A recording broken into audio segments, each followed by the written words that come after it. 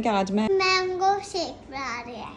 Mango shake बना रहे हैं आप? हाँ, किसके लिए? पापा के लिए। बाबा जानी के लिए? हाँ, अच्छा, तो फिर सबसे पहले मैं क्या ऐड करूं मैंगो शेक के लिए?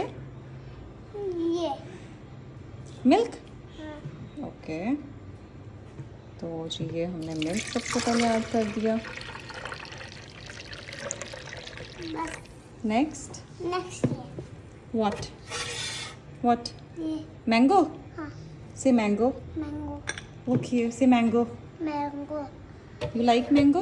हाँ, यू लाइक मैंगो शेक? हाँ।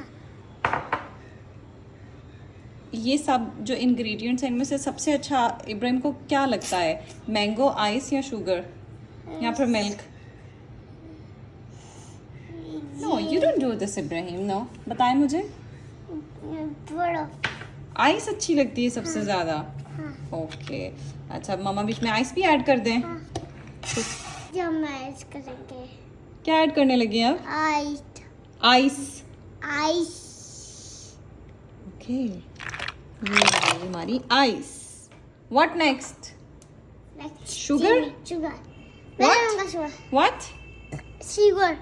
Okay, you want to add sugar? Come on, go ahead. Wait. Slow. देख लीजिए। कटी। ये कटी है। लेकिन I think we are done. नहीं। No? अब हम इसको क्लोज कर देते हैं। हाँ, Okay. अच्छा, ये किसका मैंगो शेक है?